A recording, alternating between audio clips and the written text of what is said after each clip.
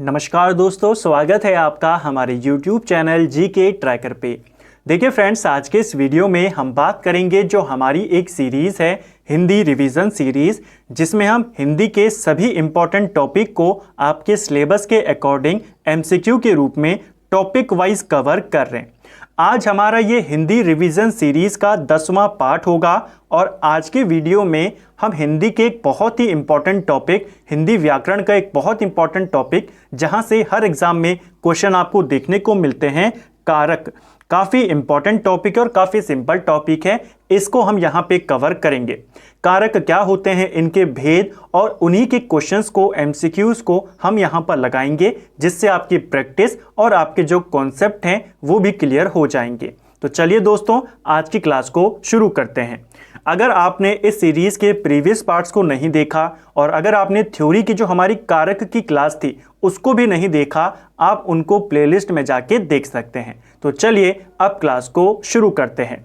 Class को शुरू करने से पहले सबसे पहले कारक के बारे में बात करते हैं कि कारक आखिर होता क्या है। संज्ञा या सर्वनाम का वाक्य के अन्य पदों से जो संबंध होता है, जो उन संबंधों को दिखाते हैं, तो जो संबंध होता है उसे कारक कहते हैं और जो उन संबंधों को दर्शाते हैं उन्हें कारक चिन्ह कहते हैं, विशेषकर क्रिया के साथ। यानी संज्ञा और सर्वनाम का क्रिया के साथ क्या संबंध है उसी को बोला जाता है कारक। ठीक है, कर्म कारक, कर्ता कारक, इस तरीके से अलग अलग होते हैं और जो उस संबंध को दर्शाते हैं उन्हीं को कारक चिन्ह बोला जाता है। कारक चिन्हों को ही हम परसर्ग कहते हैं और कारक चिन्हों को ही विभक्ति चिन्ह भी बोला जाता है। तो ये इंपॉर्टेंट इनके नाम, कारक हमने देखा। अब हम कारक के जो विभिन्न भेद होते हैं, कर्ता कारक, कर्म कारक, करण कारक, इनके एग्जाम्पल्स को कवर करेंगे, इनके MCQs को लगाएंगे। ठीक है, चलिए पहला क्वेश्चन है हमारा, रामू घर से निकला, इस वाक्य में घर से में कौन सा कारक है। देखिए, रामू घर से निकला, इसमें आपका अपादान कारक है। ऑप्शन डी सही आंसर हो जाएगा। जहां पर इनके बारे में आएगा उसकी पूरी डेफिनेशन और कॉन्सेप्ट को हम क्लियर करते हुए चलेंगे। देखिए, अपादान कारक आपका क्या होता है। अपादान कारक आपके वहां पे होता है जहां पे हमें अलगाव जैसी स्थिति का बोध हो जाए। जैसे रामू घर से निकला, तो रामू घर से निकल गया, घर से। ठीक है, तो यहां पर अलगाव का बोध हो रहा है, वहां पर आपका अपादान कारक होता है। ठीक है, अपादान कारक का जो कारक चिन्ह होता है वो आपका से होता है, जैसे यहां पर हमको दिख सकता है। आपको केवल भाव समझना है, अलगाव का भाव आ रहा है, जहां पे अलगाव का भाव आ जाए, जहां पे तुलना करने का भाव आ जाए, जहां पे कुछ चीज शुरू करने का भाव आ जाए, कुछ चीज सीखने का भाव आ जाए, वहां पर आपका हमेशा अपादान कारक होता है। तो यहां पे अलगाव का बोध है, तो यहां पर आपका अपादान कारक हो जाएगा। इसे आपने याद करना है। ठीक है, मेरे घर से आपका घर 5 किलोमीटर दूर है, तो यहां पर तुलना की जा रही है। ठीक है, दूरी की तुलना हो रही है ना, कि मेरे घर से आपका घर इतनी दूर है। तो यहां पर भी, जहां पर मैंने आपको बोला तुलना का भी बोध हो जाएगा, आप सीधा अपादान कारक को टिक करेंगे। इसको ध्यान रखना है। एक और चीज यहीं पर, इसको समझते हुए चलते हैं, आगे आपका और क्लियर हो जाएगा। एक होता है करण कारक और एक होता है अपादान कारक। ठीक है, अपादान कारक का जो चिन्ह है वो से है और करण कारक की अगर हम बात करते हैं, इसका भी जो चिन्ह है वो से, इसका भी माना जाता है। ठीक है, अब कैसे पता चलेगा कहां पर अपादान है, कहां पर करण है, तो इसके लिए आपको दोनों की परिभाषा पता होनी चाहिए। करण कारक वो होता है जो हमें क्रिया के होने के जो साधन है, किसके द्वारा वो क्रिया की गई, उसके बारे में बताए। ठीक है, और अपादान जो हमें अलगाव के लिए बताए। जैसे 2 एग्जाम्पल और उससे आपका ये दोनों में जो डाउट होगा कि से यहां पर भी है, से यहां पर भी, आपका क्लियर हो जाएगा। पहला एग्जाम्पल, सुनील गाड़ी से दिल्ली गया, तो सुनील गाड़ी से, यहां पर से आया, लेकिन गाड़ी क्या है, माध्यम है, जिसके माध्यम से वो क्रिया हुई है, तो यहां पर ये करण कारक होगा। सुनील गाड़ी से गिर गया, अब यहां पर जो से आया है कि वो गाड़ी से गिरा, अब यहां पे अलगाव का बोध आ रहा है, अब यहां पे अपादान कारक होगा। तो जहां पर वो माध्यम के रूप में इस्तेमाल होगा वो करण कारक होगा, जहां पर अलगाव की स्थिति होगी वो आपका अपादान कारक होगा। ठीक है, आगे और क्लियर हो जाएगा। नेक्स्ट है हमारा, करण कारक किस वाक्य में है, तो इनमें से किस वाक्य में करण कारक का इस्तेमाल है। जैसे हमने ऊपर बात करी, करण कारक से आपको माध्यम पहचानना है कि किस माध्यम से क्रिया की गई है। यहाँ पर हम देखें, वह कलम से लिखता है, तो कलम के द्वारा लिखा जा रहा है। कलम यहाँ पर माध्यम है, क्रिया जो लिखने की हो रही है उसके पूरे होने के लिए। ठीक है, तो इसमें आपका करण कारक हो जाएगा। करण कारक के अगर हम चिन्हों की बात करते हैं तो एक चिन्ह हमने ऊपर देखा से, और दूसरा इसका होता है के द्वारा। आपसे ये भी पूछा जाता है कि से किसका आपका चिन्ह है, के द्वारा किसका चिन्ह है, इस तरीके से। ठीक है, इनको ध्यान रखना है। नेक्स्ट है, निम्नलिखित वाक्यों में से एक में करण कारक के विभक्ति चिन्ह का प्रयोग हुआ है। किसमें हुआ है? करण कारक यानी क्रिया के माध्यम की जानकारी हमें कहां पर मिल रही है? सही आंसर है, लड़का दर्द के मारे छटपटा रहा है। अब यहां पर हमें से और के द्वारा नहीं देखने को मिला, लेकिन क्रिया के माध्यम हो गया। क्रिया क्या हो रही है? आपके छटपटाने की क्रिया किसके माध्यम से? दर्द के वजह से, दर्द के द्वारा हो रही है। तो ऑप्शन बी हमारा सही आंसर हो जाएगा। ठीक है, जहां पे हमें माध्यम पता चल जाए। नेक्स्ट है, कारक के भेद कितने होते हैं? अब यहां पर मैं आपको जल्दी से सभी कारक और वो उनका अर्थ क्या होता है उसको कर लेंगे, ताकि आपकी जो सारी चीजें हैं और अच्छे से क्लियर हो जाए, और उनके विभक्ति चिन्हों को भी बताते हुए चलूंगा। देखिए, कारक के भेद होते हैं 8। ऑप्शन बी सही आंसर है। बहुत बार पेपर में आता है कारक के कितने भेद होते हैं? 8 भेद होते हैं। पहला भेद होता है कर्ता। ठीक है, कर्ता यानी क्रिया को करने वाला। तो जो भी क्रिया को करने वाला होगा, अगर आपको एक सेंटेंस दे दे और आपको पूछे इसमें कर्ता कारक बताइए, आप ढूंढिए क्रिया को करने वाला कौन है। ठीक है, तो वो जो होगा वो कर्ता होता है। इसका विभक्ति चिन्ह ने होता है। ठीक है, इसको ध्यान करेंगे। दूसरा होता है कर्म कारक। कर्म कारक जिस पर क्रिया का फल पड़ता है, करने वाला कर्ता जिस पर क्रिया का फल पड़ता है उसे कर्म कहते हैं। ठीक है, इसका विभक्ति होती है को। तीसरा होता है करण कारक, जिस माध्यम से क्रिया की जाती है, क्रिया के साधन, उसको बोला जाता है आपका करण कारक। इसके हमने विभक्ति देखी ऊपर, से, के द्वारा। ठीक है, चौथा होता है आपका संप्रदान कारक, जिसके लिए क्रिया की जाए उसे कहते हैं आपका संप्रदान कारक। ठीक है, और इसका जो विभक्ति चिन्ह होता है वो के लिए होता है। इसको भी ध्यान करना। जब हमने कारक पढ़ा थे तो वहां पर हमने केवल एक सिंपल बात को याद करा था, आपको सिर्फ सेंटेंस देखते ही क्रिया को पहचानना है कि यहां पर काम आखिर हो क्या रहा है। काम अगर आपने पहचान लिया तो करने वाला कौन? कर्ता। किस पे उसका फर्क पड़ेगा? वो कर्म। किस माध्यम से करेगा? वो करण। किसके लिए करेगा? वो संप्रदान। और क्रिया जिससे अलग होती है वहां पर आपका आ जाता है अपादान। ठीक है, संबंध होता है अगला संबंध कारक, जिसमें संज्ञा सर्वनाम का संबंध दिखाया जाता है दूसरे शब्दों के साथ। ठीक है, जिसमें आपके जो विभक्ति चिन्ह होते हैं का, के, की, इस तरीके के। फिर होता है अधिकरण, जो हमें क्रिया के होने के आधार के बारे में जानकारी देता है। क्रिया के होने का जो काल है, आधार है, उसकी जानकारी अधिकरण में। और फिर आठवां होता है संबोधन, जो हमें संबोधित संज्ञा को जो करता है, जैसे हे, हो, अरे, इस तरीके के जो शब्द हैं वो संबोधन कारक में आते हैं। तो आपको मैंने आठों कारक के बारे में बताया। सिंपल चीज जो आपको याद करनी है, आपको क्रिया पहचान लेनी है। कोई भी सेंटेंस दिखे और फिर ढूंढिए। अगर आपको कर्ता पूछा है तो क्रिया करने वाले को ढूंढिए। कर्म पूछा है तो क्रिया का प्रभाव जिस पर पड़ रहा है उसको ढूंढिए। करण पूछा है तो क्रिया जिस माध्यम से हुई है उसको ढूंढिए। अधिकरण पूछा है तो क्रिया किस आधार पे हुई है, क्रिया कहां पर हुई है, उसको ढूंढिए। तो इस तरीके से आप इजीली कारकों को पहचान जाएंगे। ज्यादा जानकारी के लिए आप हमारी जो थ्योरी वाली क्लास है उसको देख सकते हैं। ठीक है, आचार्य किशोरीदास वाजपेयी के मत से हिंदी में कितने कारक हैं? देखिए, हिंदी में मूल आपके 8 कारक हैं, जिनके नाम हमने ऊपर देखे।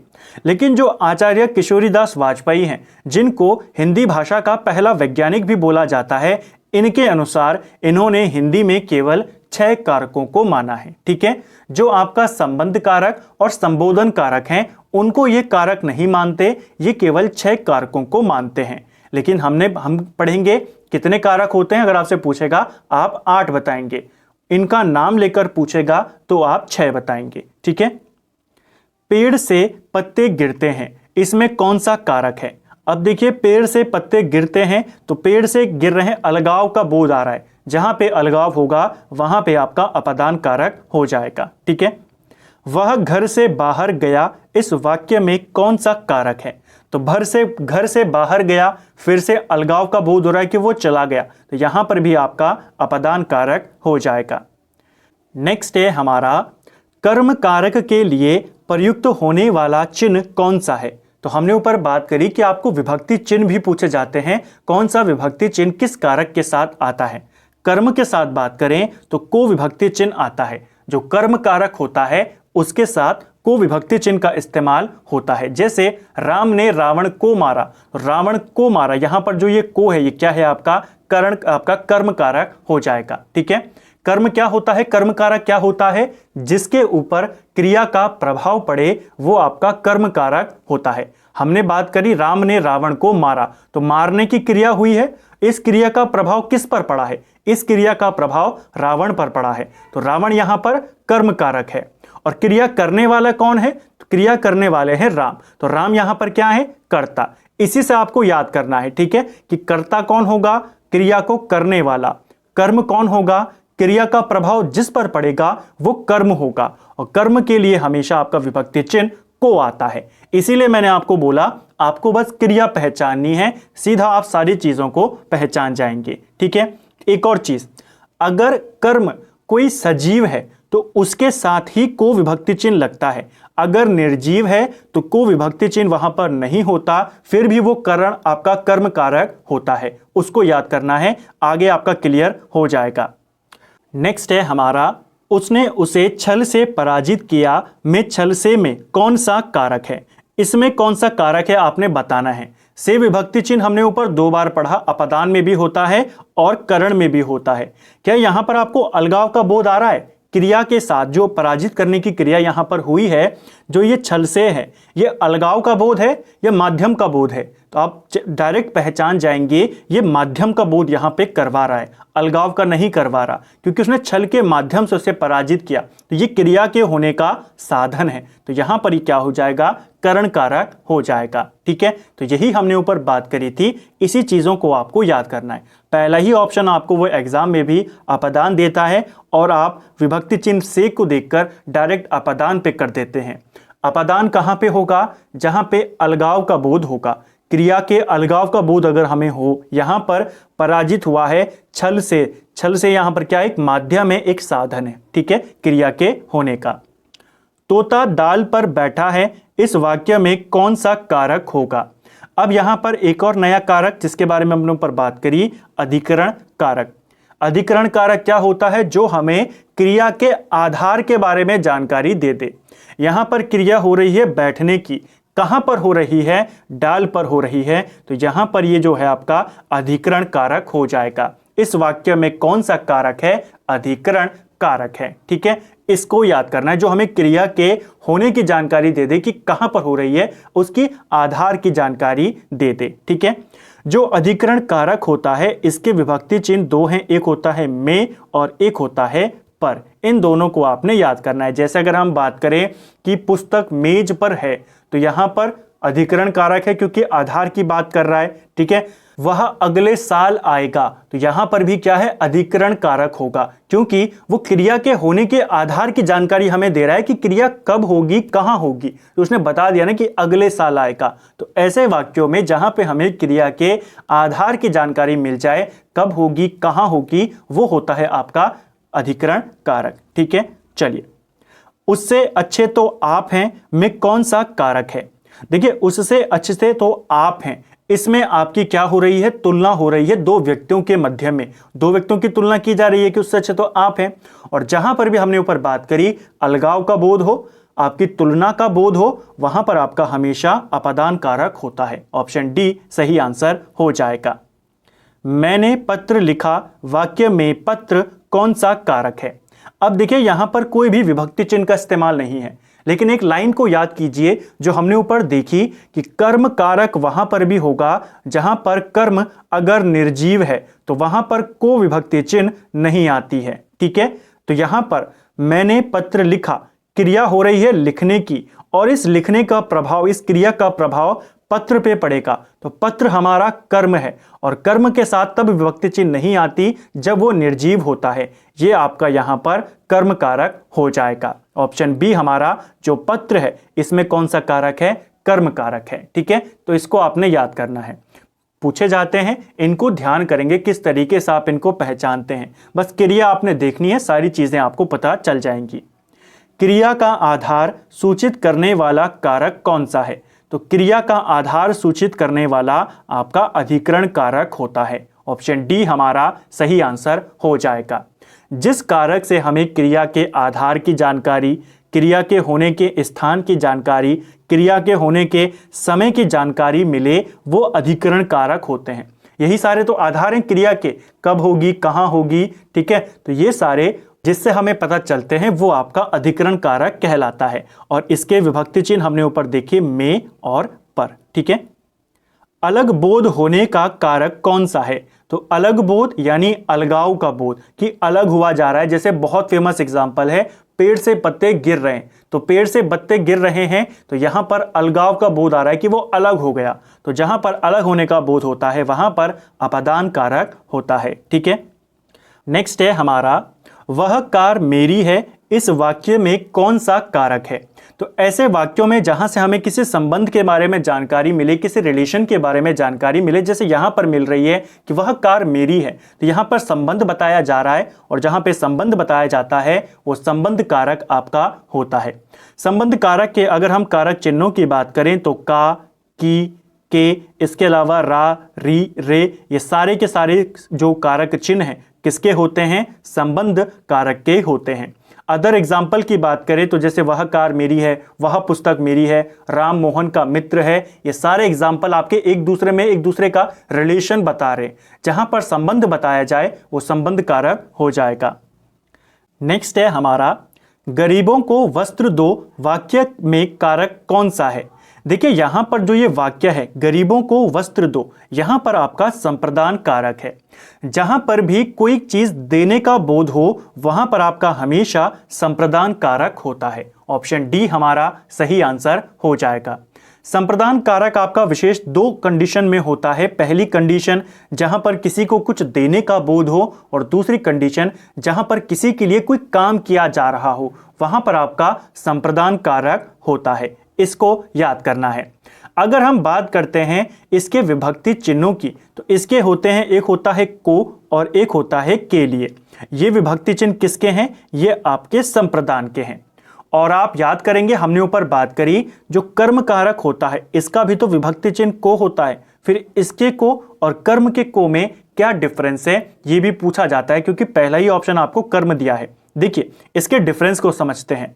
कर्म कारक और इधर आप करेंगे संप्रदान, इसका भी विभक्ति चिन्ह होता है को, यहां पर भी होता है को। अंतर क्या है? हमने ऊपर बात करी थी कि कर्म कारक में क्या होता है? क्रिया होती है और क्रिया का प्रभाव कर्म पर पड़ता है। तो जहां पे क्रिया का प्रभाव कर्म के ऊपर पड़ेगा वो आपका कर्म कारक होता है। और जहां पे संप्रदान में भी क्रिया होगी उस क्रिया का प्रभाव कर्म पे ना पड़ के वो जो क्रिया हुई है वो कर्म के लिए ही हुई है, वहां पर आपका संप्रदान कारक होता है।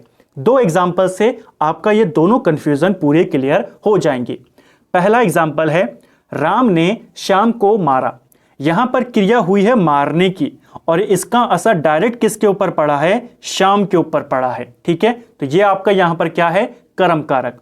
दूसरा एग्जाम्पल की बात करें, राम ने श्याम को किताब दी। अब किताब दी है, देने का काम हो रहा है, लेकिन किसके लिए दी है? अब इसको श्याम के लिए दी है। ठीक है, तो इसको आपने याद करना है। यहां पे जो देने की क्रिया हुई है ये श्याम के लिए हुई है, यहां पे जो मारने की क्रिया हुई है वो श्याम पर हुई है। यही डिफरेंस है कर्म कारक और संप्रदान में।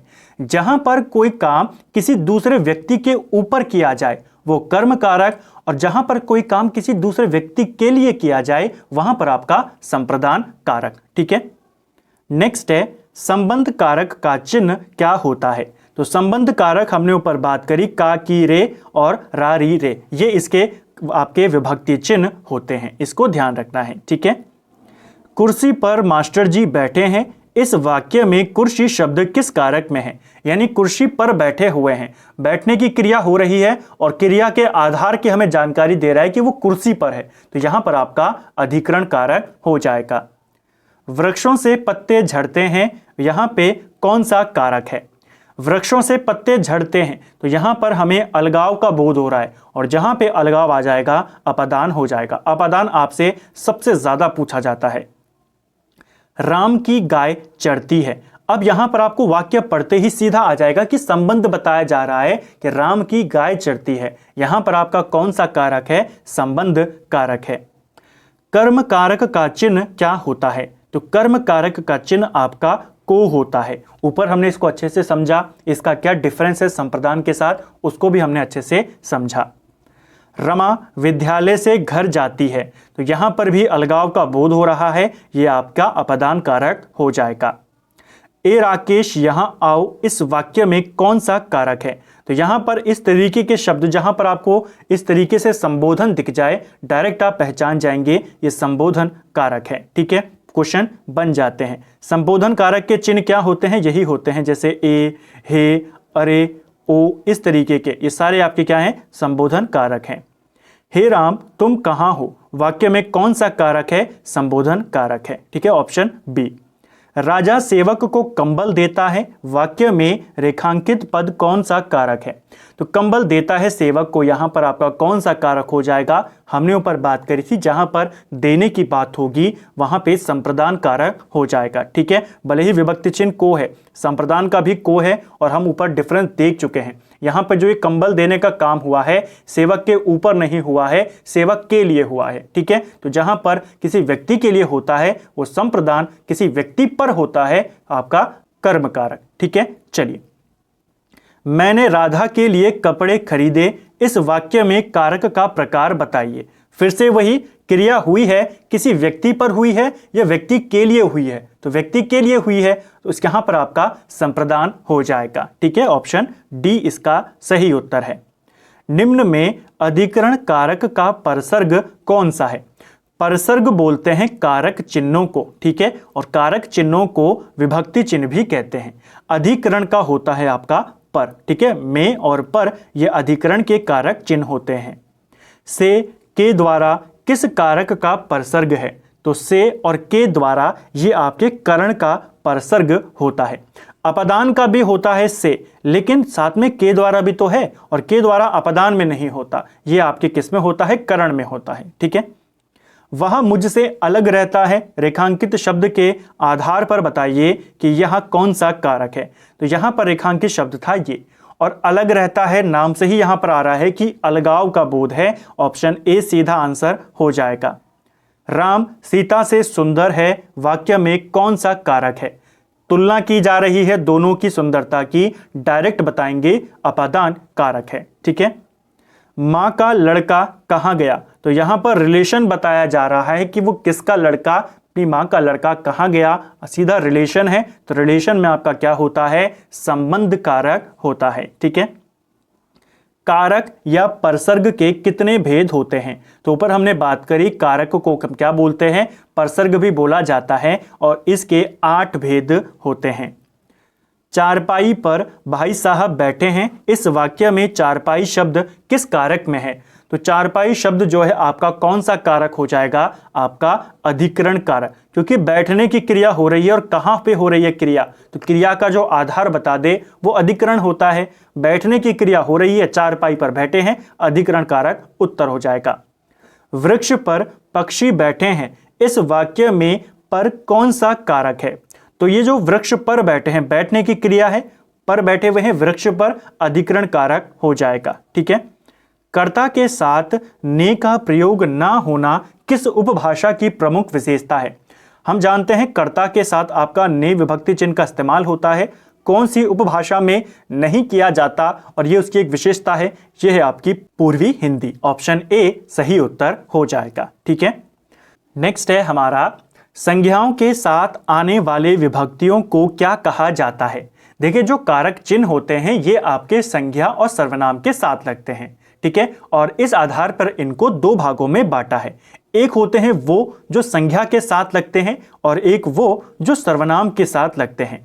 क्वेश्चन बना है जो संज्ञा के साथ आते हैं उनको क्या कहते हैं? जो संज्ञा के साथ आते हैं उनको विश्लिष्ट कहते हैं और जो सर्वनाम के साथ आते हैं कारक चिन्ह उनको संश्लिष्ट कहते हैं। ये क्वेश्चन बन चुका है पेपर में। संज्ञा के साथ जब हमने संज्ञा के एमसीक्यू देखे वहां पर भी इस प्रश्न को देखा, क्योंकि ये कारकों से संबंधित है, विभक्ति चिन्हों से संबंधित है, तो कारक वाले टॉपिक में भी हम इसको कवर करेंगे। जो विभक्ति चिन्ह संज्ञा के साथ आती हैं उन्हें विश्लिष्ट कहते हैं, यानी कि अलग से वो होती हैं। जैसे अगर हम कोई संज्ञा लिख दें जैसे राम, इसके साथ विभक्ति चिन्ह अलग से आएगा ने। हम लिख दें यहाँ पे रमन, इसके साथ विभक्ति चिन्ह अलग से आएगा को। ठीक है, तो संज्ञा के साथ ये अलग से आते हैं, इनको विश्लिष्ट कहते हैं। सर्वनाम की बात करें, सर्वनाम हमने लिखा उस, ठीक है, और उसके साथ विभक्ति चिन्ह लगा दिया के, तो उसके एक शब्द बन गया, ये सर्वनाम के साथ शामिल है। हमने लिखा उस और उसने इसको कर दिया, तो ये सर्वनाम के साथ यहां पर शामिल है। आप विभक्ति चिन्ह सर्वनाम में इस तरीके से नहीं लगाएंगे, उसके और फिर यहां पर के आप अलग से लगाएंगे, तो ये इसी में शामिल है। तो इसी में शामिल है, इसी में सम्मिलित है, इसी में संश्लिष्ट है। ठीक है, तो इसको आपको याद करना है। जो अलग आते हैं वो संज्ञा के साथ उनको विश्लिष्ट कहते हैं, यानी अलग हैं, और जो उसी में शामिल होते हैं जैसे सर्वनाम में उसने, उसके, इस तरीके से, तो वो आपके संश्लिष्ट होते हैं। ये क्वेश्चन बनता है, इसको याद करेंगे। भूखे को अन्न दो और प्यास को जल, इसमें क्या है? देखिए, भूखे को अन्न दो और प्यासे को जल दो, इसमें आपके देने की बात हो रही है, और जहां पर भी देने की बात होगी वहां पर आपका संप्रदान कारक होता है। ऑप्शन ए सही आंसर हो जाएगा। मैं काम से जा रहा हूं, वाक्य में कौन सा कारक है? तो मैं काम से जा रहा हूं, जाने की क्रिया हो रही है और माध्यम क्या है कि मैं काम से जा रहा हूं, काम के लिए जा रहा हूं, तो यहां पर अलगाव नहीं है, माध्यम दिया है कि जाने की क्रिया तो हो रही है, लेकिन उसका जो माध्यम है, जो साधन है, क्यों वो क्रिया हो रही है, वो है काम है, इसलिए हो रही है। तो कहां पर आपको माध्यम या साधन पता चल जाए वो आपका करण कारक होता है। कर्म कारक के लिए प्रयुक्त होने वाला चिन्ह कौन सा है? ऊपर कई बार कर लिया, को विभक्ति चिन्ह। को और के लिए किस कारक चिन्ह का इस्तेमाल करते हैं? देखिए, को और के लिए संप्रदान कारक का इस्तेमाल होता है। ठीक है, इसको याद करना है। निम्न शब्द में अधिग्रहण कारक का प्रयोग हुआ है, तो इनमें से किस में अधिग्रहण कारक का या जो अधिकरण कारक है उसका इस्तेमाल हुआ है? सही आंसर है वाहन रूढ़। ठीक है, वाहन रूढ़ यानी उसका आधार वो हमें बता रहा है। वाहन रूढ़ यहां पर आपका अधिकरण कारक है। ठीक है, नेक्स्ट है हमारा, को से किस कारक चिन्ह का बोध होता है? तो को से हमें कर्म कारक चिन्ह के बारे में जानकारी मिलती है। को जो कारक चिन्ह है वो संप्रदान का भी है, लेकिन संप्रदान में के लिए भी तो होता है, जो यहां पर है नहीं। को केवल आपके कर्म में आता है। ठीक है, इसको ध्यान रखना है। अगर के लिए भी ऑप्शन में होता तब हम इसको नहीं चुनते, तब हम संप्रदान को चुनते। इसको ध्यान करेंगे। ठीक है, क्वेश्चन बन जाता है। नेक्स्ट है, बच्चे बस के पाठशाला जाते हैं, बस से पाठशाला जाते हैं, तो पाठशाला जा रहे हैं, यहाँ पर कौन सा कारक है? तो माध्यम की यहाँ पर से है ये। ठीक है, तो बच्चे बस से पाठशाला जाते हैं, माध्यम की बात हो रही है, ये आपका करण कारक हो जाएगा। ऑप्शन डी सही उत्तर हो जाएगा। ठीक समय पर आ जाना में कौन सा कारक है? तो ठीक समय पर आ जाना यहां पर आपका अधिकरण कारक है। ठीक है, क्योंकि आधार के बारे में जानकारी हो रही है कि किस समय पर आना है, कहां पर आना है, इस तरीके की जानकारी। जहां पे हमें क्रिया के आधार की जानकारी हो जाती है वो आपका क्या होता है? अधिकरण कारक होता है। ठीक है, नेक्स्ट है, माता पिता अपने बच्चों के लिए कड़ी मेहनत करते हैं, वाक्य में के लिए शब्द क्या है? तो ये तो काफी सिंपल है, के लिए यहां पर आपका परसर्ग है, बशर्ते आपको पता होना चाहिए कि कारक चिन्हों को ही परसर्ग बोला जाता है। ठीक है, इसको ध्यान करेंगे। नेक्स्ट है, निम्नलिखित में से कर्ता कारक वाला वाक्य छांटिए, तो इनमें से कर्ता कारक वाला वाक्य हमें छांटना है। सही आंसर है मोहन को जाना है, ये आपका कर्ता कारक है, इसे आपने ध्यान रखना है, क्वेश्चन बन जाता है। तो फ्रेंड्स, ये थे हमारे कर्ता कारक, हमने यहाँ पर देखे जो इंपॉर्टेंट कारक थे व्याकरण के, उस टॉपिक को हमने कवर किया। उम्मीद करता हूँ वीडियो आपको पसंद आया होगा। अगर आपको ये वीडियो पसंद आया है वीडियो को लाइक करें। अगर आप चैनल पर पहली बार आए हैं, चैनल को सब्सक्राइब करें, अपने दोस्तों के साथ शेयर करें। वीडियो आपको कैसा लगा कमेंट बॉक्स में हमें ज़रूर बताएं। Thank you friends.